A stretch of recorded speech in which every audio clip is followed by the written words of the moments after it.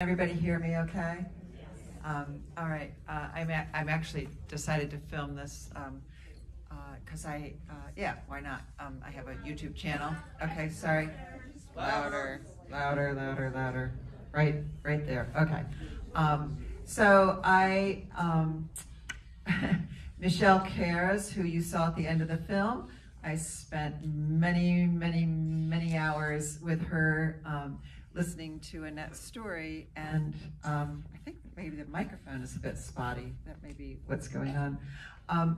And her daughter, Michelle's daughter, is one of my best friends. And I've known about the story for decades. And every summer on the beach in the Hamptons, Laurence and her husband, who's one of my also best friends, arrive on the beach, and Laurence sits there and she says, "Hello, you should write a book about my aunt," you know. And I say, "Laurence, I've already done a Holocaust book. I don't want to do another one."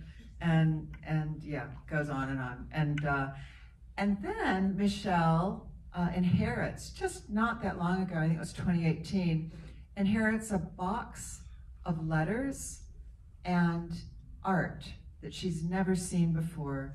And it's her elder brother who he doesn't feature in this film, but he and Annette were very close, and the entire time he was in prison, she wrote letters to him.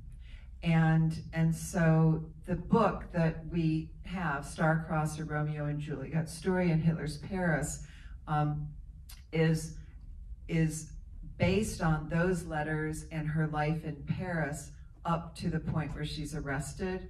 Then we have letters with Jean, and when she's in prison, you saw a couple of them. And then, because I'm a Holocaust biographer, I take you through the depot, Les Tourelles, and into Auschwitz. And because of my research, Michelle doesn't remember, actually. There's no accurate date for Annette's death, but I was able to confirm for the family. Originally, they thought she had died when she arrived. She had not.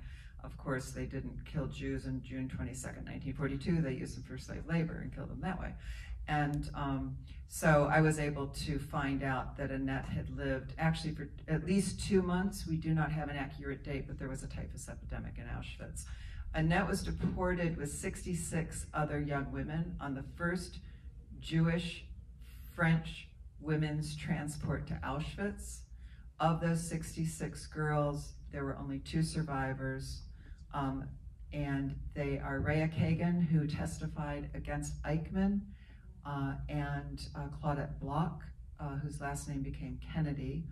And both of those women give us the information that I needed to give us a story of that transport and the couple of months that Annette was in Auschwitz. Rhea Kagan is the last known person who gives us the last words, which I filmed Michelle when we found that testimony. We filmed Michelle reading it for the first time in French. So yeah, so that's my connection. I love to tease Philippe, who's the director of this film. He changed a lot. A lot. And I go, ah, that didn't happen, that didn't happen. He really gives Hubert Josian a much fairer deal than anybody in the family or I would have given him. And there is no proof that he did all of those things to try and save Annette. Sorry, there's no proof that he did. We know that he might have gone once, but he did not. We have no proof that he did as much as he did in the film to try and save Annette. And it is this weird little thing in the family lore that he gets invited to Michelle's wedding, and there's a very creepy photograph of the wedding, and Michelle's coming out on her father's arm, and Hubert Josian and his wife are standing there, and his wife has just this look of vinegar on her face. She just looks so, and you know, it's from that photo that I surmise that it was not just the father going after Annette, that the mother was behind it as well. So anyway, yeah, the movie gives you a little bit of the prison. You know, the Zelman circus, the family is incredibly gregarious. They are wonderful performers. Maurice, he actually goes by Maurice, he's a singer, he plays piano.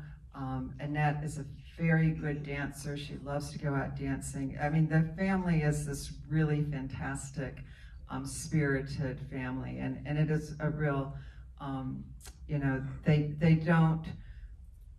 don't talk about Annette after the war. Actually, that's what Michel says. And one of the things that I find really interesting, actually, I've seen the film a couple of times actually, but one of the things I think is really interesting is when they're leaving for Limoges, when they're going to the free zone, they did not get in a car. In fact, what actually happened, and this is a great story, I don't know why Philippe didn't do it. If he was here, I would ask him, why did you do that scene? Because it's really funny.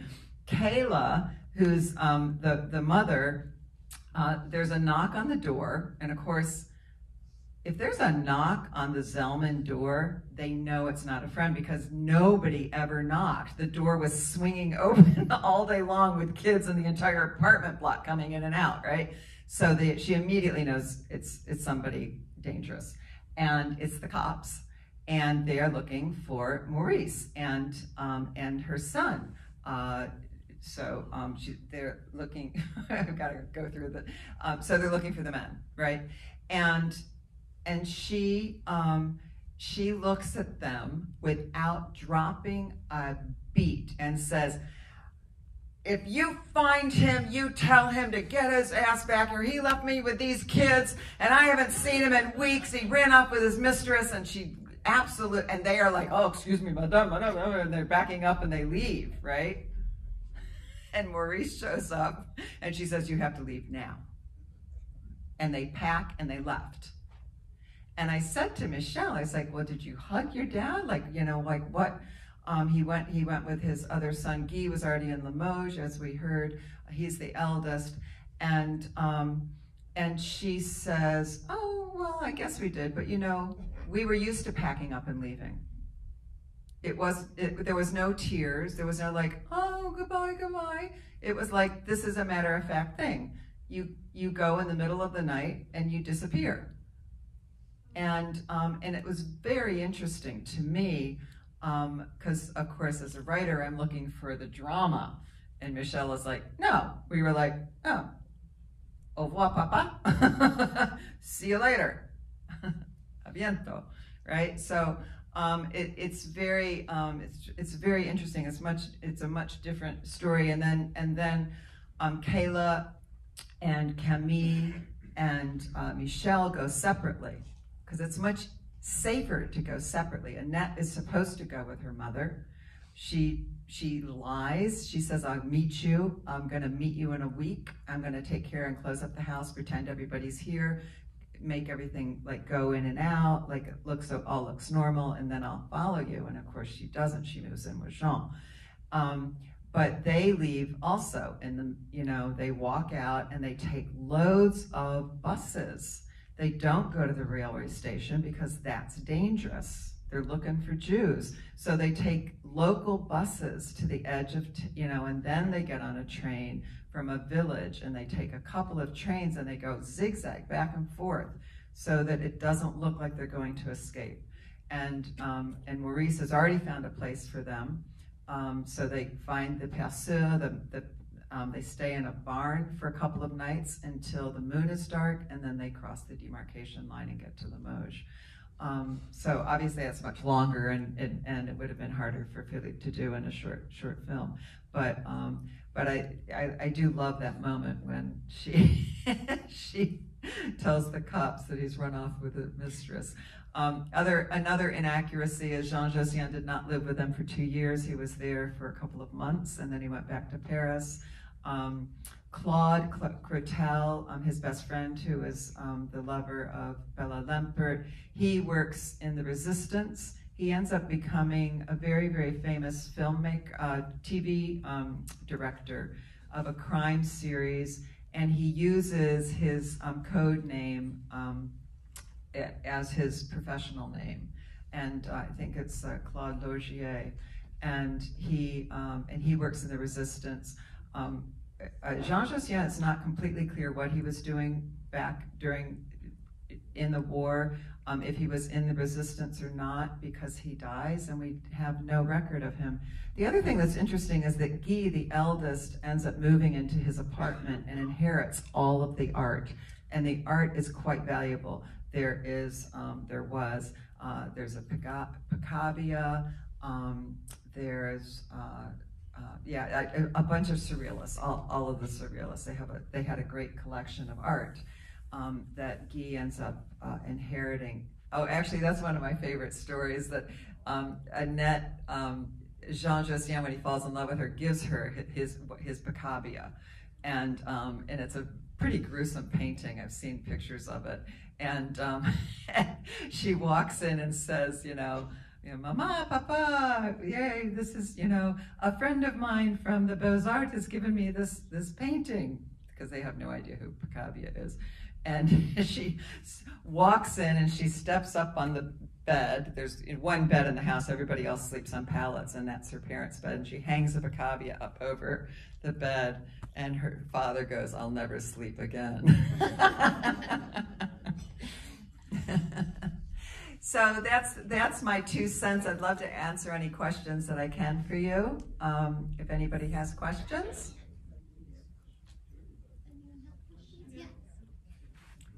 Yeah? I was just wondering, it didn't look like it was filmed in Paris. Do you know where it was filmed?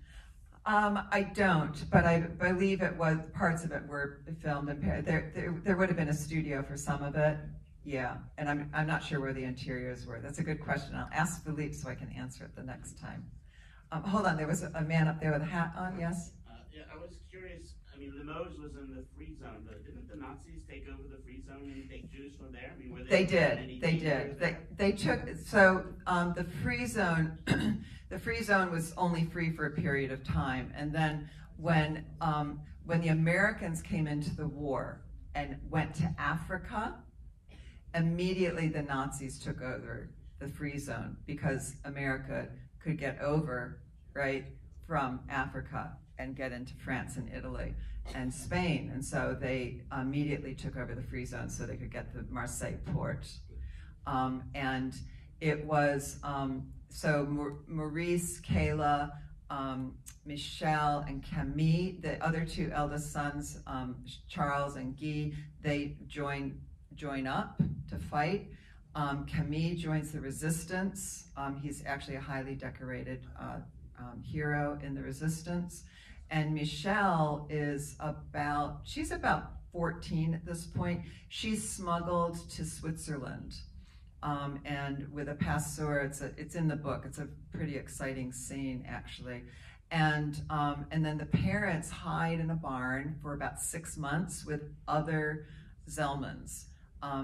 Of the Zelman clan, Kayla, and it's in the book, I think Kayla loses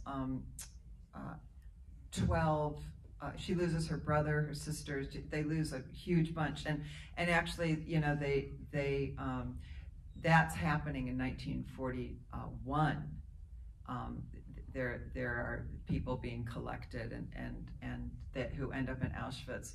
One of their cousins, his name is Camille, and he's very handsome, very gregarious. He features in the Paris story. His family escapes to Limoges.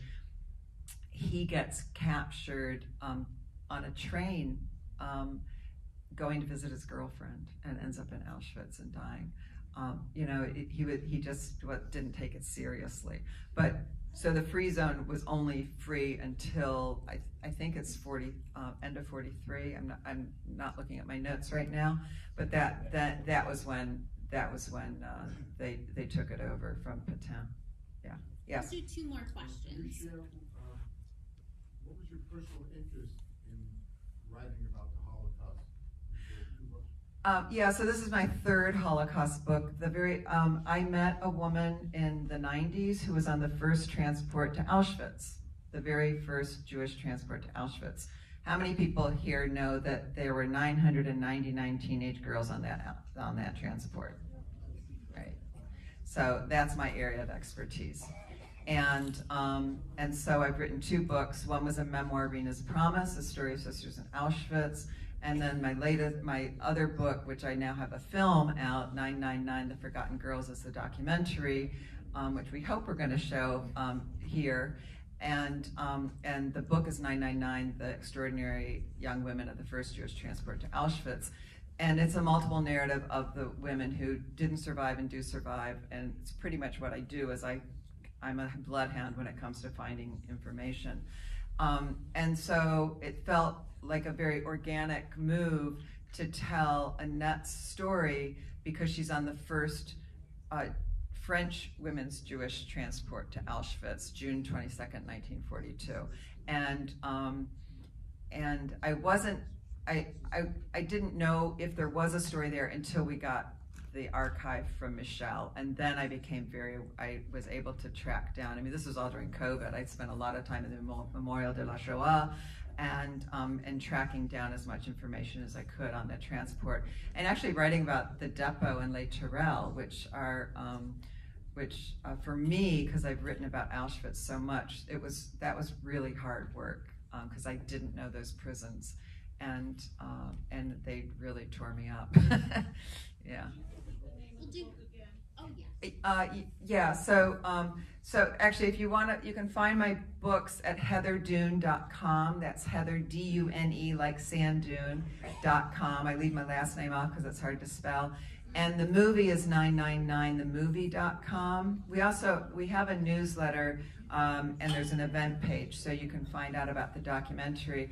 I've interviewed 8 women from the first transport to Auschwitz, and then I also use part of the USC Shoah archive, visual archive, that has interviews, and I tell a complex story of the first transport, and the women who survived 3 years in Auschwitz, which is longer than any Jewish man, and then Star-Crossed is the book about Annette, and if you liked her here, you will love her. She's an amazing character, and her art is wonderful. We do have her art in the book. Each chapter has one of her sketches in it as a tribute to her. I miss her very much. Thank you, and we all believe the actress did a great job. Yeah. Thank you. I took a picture. I'll send it to Philippe, the director. Thank you, everybody.